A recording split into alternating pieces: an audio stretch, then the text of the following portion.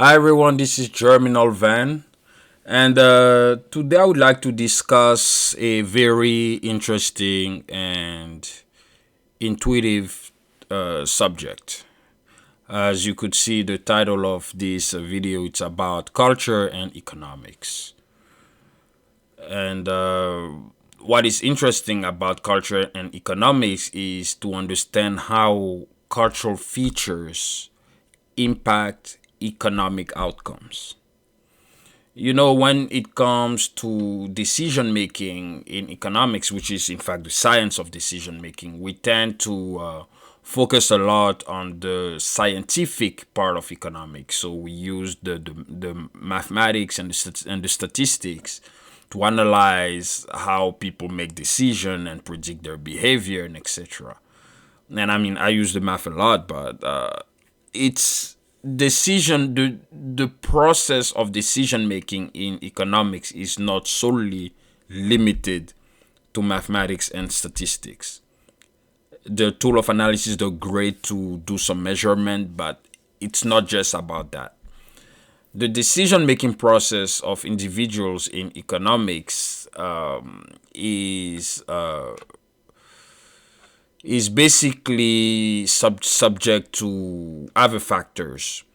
And what I'd like to assess in this video specifically is the cultural factor, because the cultural factor plays a quintessential role in how communities behave, especially when it comes to economic questions.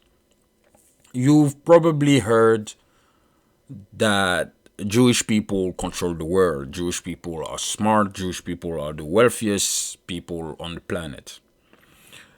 Is it true? To some extent, it could be true that yes, Jewish people are smart and Jewish people are wealthy. Now, were Jewish people born smart? Not necessarily. Were Jewish people born wealthy? Not necessarily either. So this is one thing I'm going to address right now is that Jewish people are considered smart because they engage with intellectual activity at a very young age. And reading the Torah, for instance, is a very challenging intellectual endeavor that Jewish kids do. 8 years old, they already start learning how to read the Torah, whereas the typical 7 or 8 year old kid in a non-Jewish family would be playing with his friends or playing video games or do anything but stimulating his intellect. And so Jewish people have always make sure that their kids are accustomed with intellectual endeavors from a very young age. And that's why when they reach the university level, they excel in whatever academic endeavor they decide to pursue. And Jewish people also have a very intuitive approach to wealth. In fact, they perceive wealth as a science. There's a science of wealth, and that's how they approach wealth. For instance, Jewish people, when a Jewish couple is discussing about like the expenses of their assets, they don't tell the kids to go away. Instead, they tell the kids to join the conversation so that they will learn and understand what it takes to manage money, what it takes to invest in stuff. So Jewish people teach their kids from a very young age how money is created and how it is managed. That's why Jewish adults continue to be wealthy. That's why they create wealth abundantly and they're wealthy. So you see that it's what is interesting is that it's a cultural feature that is passed along the generations in the Jewish community. And this is one of the reasons why the Jewish community, for instance, is more advanced than the African American community, although both communities have been marginalized throughout history. For instance, I don't know if you guys have ever noticed this, but Jewish people have never been farmers, not because they didn't want to, but because laws prevented them to invest into agriculture. So that's why most Jews have managerial positions. That's why they were always into positions that demands intellectual intellectual abilities. And when you look at, for instance, the African American community, the African American community in the United States is the most lagging community economically. The data shows that the median household for an African American family, it's about $45,000 a year. And I'm not too sure about the income per capita for an African American community, but the data shows that that the African American community has the lowest income per capita and the lowest median household income. And there is also a cultural feature attached to that. Why African Americans have trouble creating generational wealth and why they have trouble to advance their condition overall. But as you saw the subtitle of this video, it says why English-speaking countries are more advanced than French-speaking countries. And that is, in fact, the topic of the day. And the reason why I decided to discuss and specifically compare English and French speaking societies is because I lived in both. I am 31 years of age, and as you could hear my accent, I am a native French speaker. I am not French, but I am a native French speaker. French is my first language. I was born and raised in the Republic of Ivory Coast, which is a French-speaking country on the shores of West Africa. And I grew up in a French-speaking environment. But my story is a little bit interesting because I've always resented the French culture and the French mentality. In fact, I was always attracted by the English approach. And I could have literally pursued my undergraduate education in France or in Belgium or in Switzerland, so specifically Geneva. But I decided to go to the United States. I could have also gone to the UK. I always knew that I wanted to go to an English-speaking country regardless, but the United States was my primary choice because in this country you have more opportunities than you would if you go to Europe. That's my personal assessment. It could be different for others. But I was always attracted by the English-speaking culture, the Anglo-Saxon culture. I always loved the Anglo-Saxon culture, and I will explain to you guys in a second. When you compare the English-speaking societies and the French-speaking societies, the best way to compare them is to compare the private and the public sector in a society. As you know, the wealth, the innovation of a society is generally created in the private sector. The public sector doesn't create anything. And when you compare French-speaking societies and English-speaking societies, English-speaking societies are in fact leaning in the private sector, and the French-speaking societies are leaning in the public sector. And this is very interesting. Let me now start with dissecting the English-speaking culture. You know, first of all, the reason why English-speaking societies are very advanced, or more advanced than French-speaking societies, if you look at the data, if you look at even all the countries in the world, like you see the United States, England, they're more advanced than France or Belgium or any, or like even in Africa, you see like Kenya, South Africa, they're more advanced than African French speaking countries. And the reason why is because, first of all, English people are merchants. To them, English speaking people try to not offend people. And the reason why they try to not offend people is not because it's rude to do so.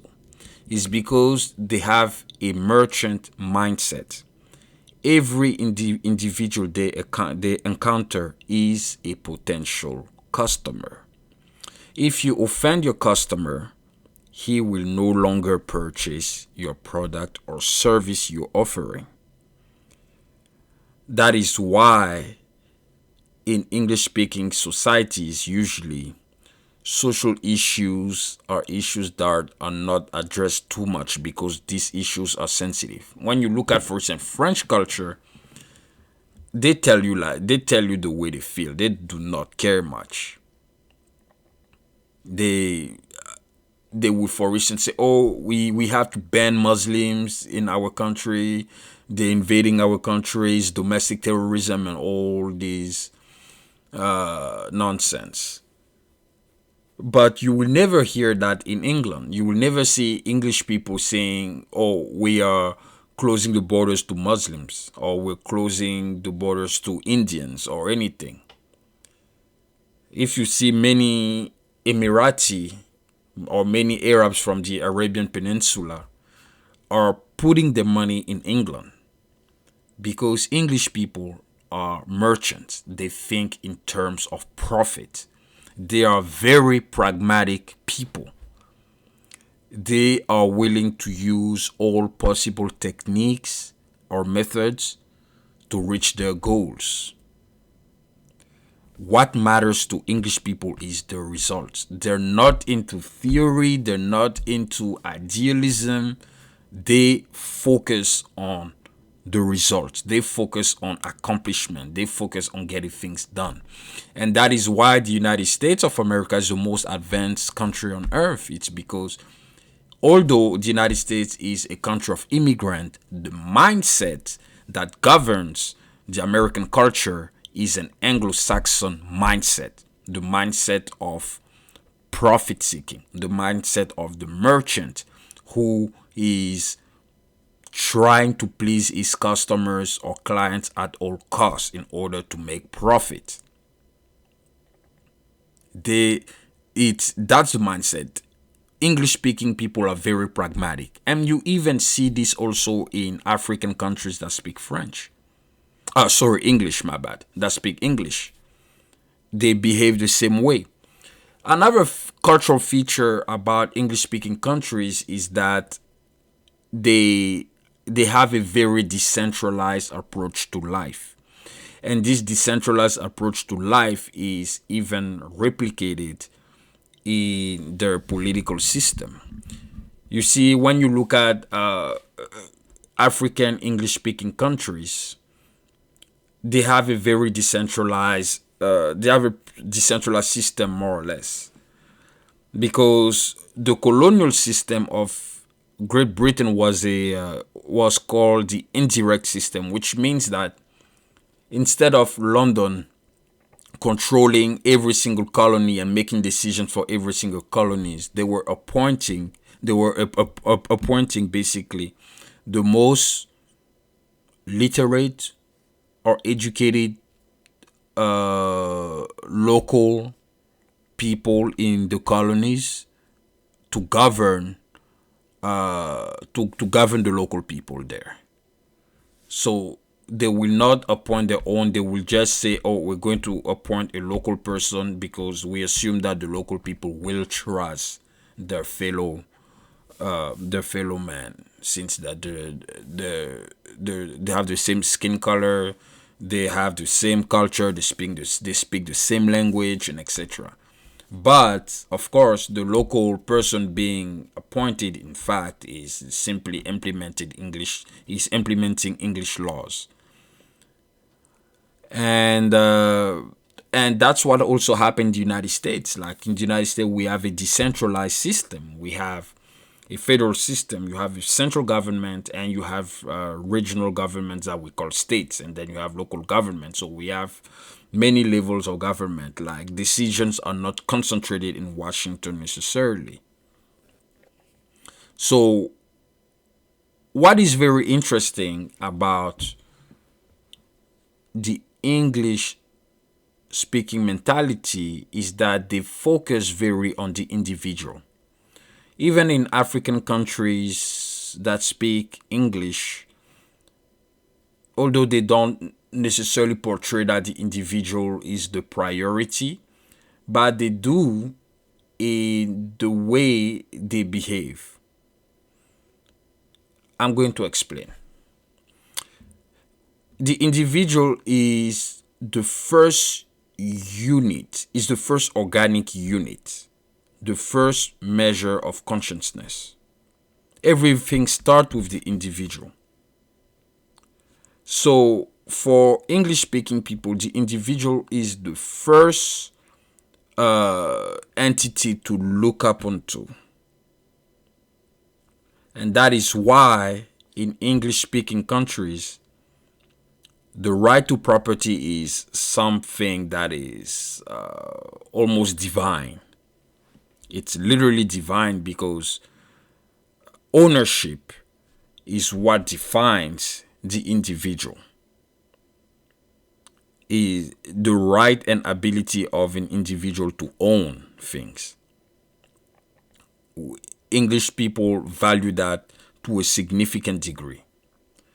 And that is why they're able to create wealth, because English speaking societies, they have a higher creation of wealth because their system allow people to take risk.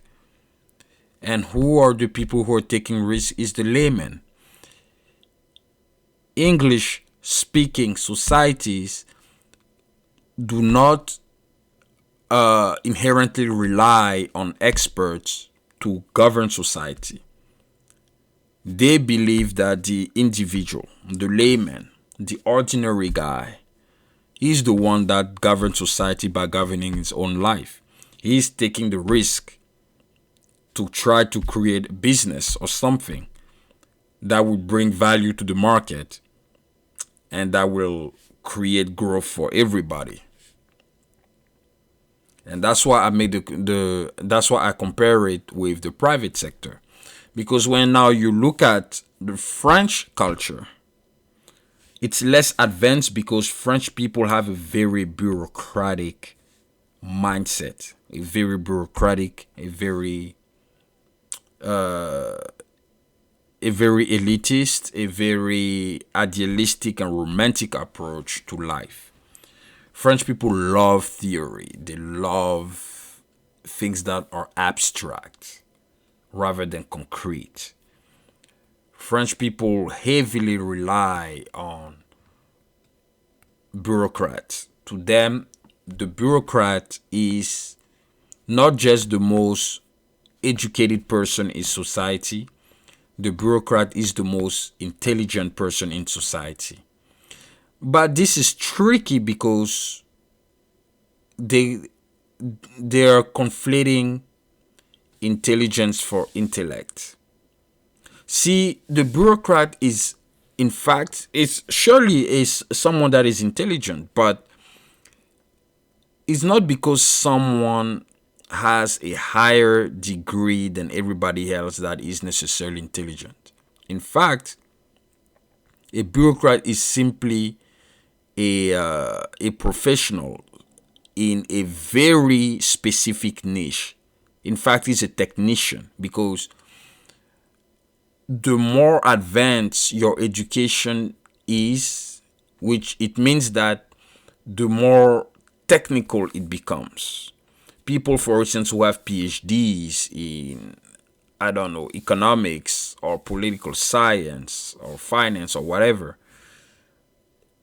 at the PhD level, their education is extremely technical. They no longer deal with broader subjects. They focus on a very specific and narrow subject and interest research, or research interest, should I say. So they focus on that. So if you take them out of that bubble, they're lost.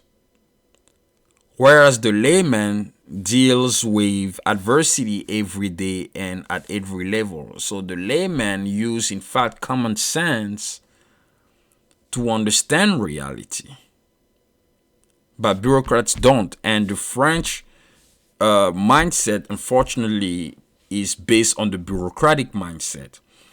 And what is interesting is that the bureaucratic mindset is dangerous because bureaucrats do not pay the price of their decisions, specifically if the decision made leads to a bad outcome. When the layman makes a decision, when the layman takes the risk to create a business, if the business fails, the layman will pay the price of that failure. It's called skin in the game. It means that you assume the consequences of your actions. If the layman took, let's say, 90 to 95% of his savings to create his business, and that business an utter failure, he's going to suffer the loss of that savings. But when a bureaucrat makes a decision on a given policy and that policy is a failure, the bureaucrat is not paying the price for it. He's not paying any price for it. He doesn't face any consequence of this decision made. But the people do face the consequence. And that's the problem. There is a lack of risk. In fact, to me, the French mindset is more like a rent-seeking mindset, which means that people use the political process to increase their wealth without creating new wealth for society as a whole. And when you look at French culture, people who are actually thriving refuse to share their knowledge with the rest. In English-speaking countries, when someone is successful, first of all, we value that. We value wealth. And that's why you have a lot of motivational speakers who are sharing their knowledge and their experience on how they started poor and they became rich. In French culture, they don't do that. Wealth is a mystery. Those who were able to achieve wealth keep the secret for themselves. But when you refuse to share that information, how do you expect the layman to improve his economic and social condition? This is one significant difference between English-speaking countries and French-speaking countries. English-speaking countries share information that enable people to improve their condition. In the French-speaking countries, we don't do that. We do not do that. There's a lack of risk-taking.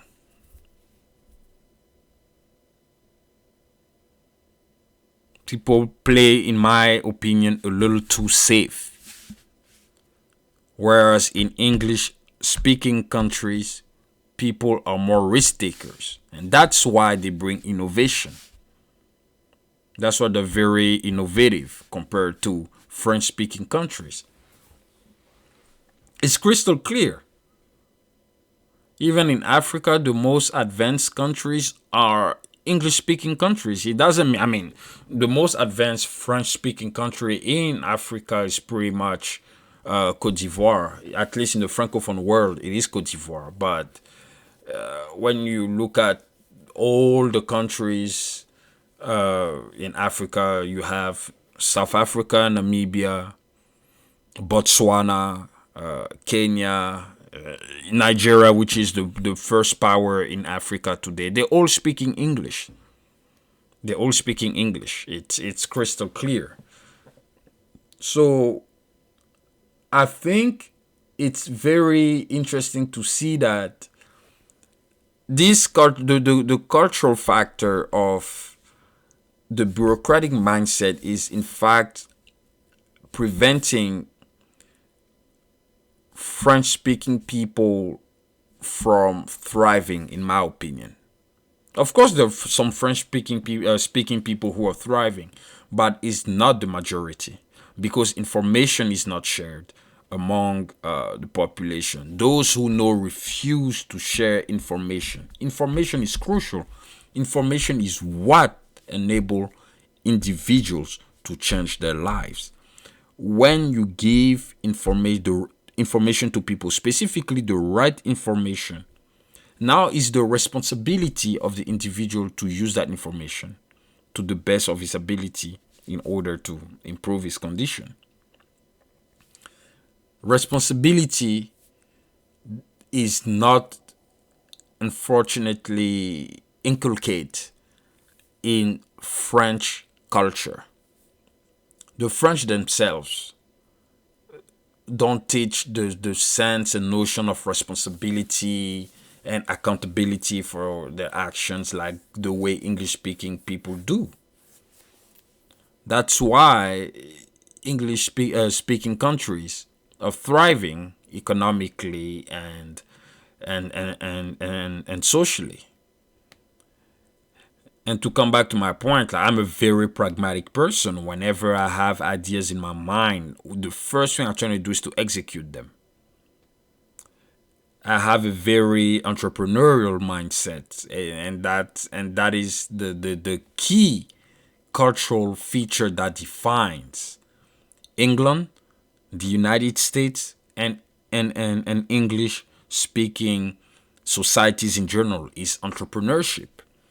And this mindset is lacking in French speaking societies. It is growing now slowly but surely in French speaking countries, and even the reason why it started to grow is because English is the language of business in the world.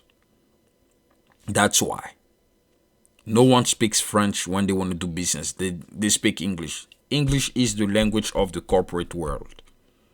So you have to adapt to it or you're losing. Otherwise, if it wasn't like this, people in French speaking countries would have still act like if they were in the 1940s or 50s. They have to adapt. That is why.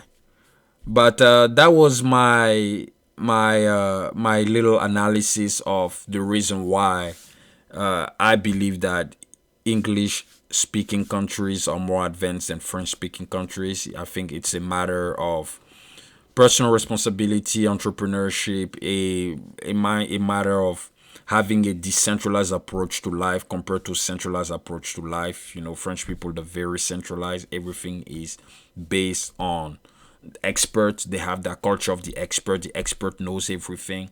The layman is not smart or educated enough to make decisions for himself. We need the expert to make decisions for us. That is unfortunately the mindset that's still governing French speaking societies overall, but it is changing progressively. And yeah, let me know in the comment what you think. But I think personally that English speaking societies are far advanced, and I think English culture is a much better culture when it comes to fulfillment, when it comes to human fulfillment, rather than French speaking cultures. Let me know in the comment what you think, and I'll see you guys next time.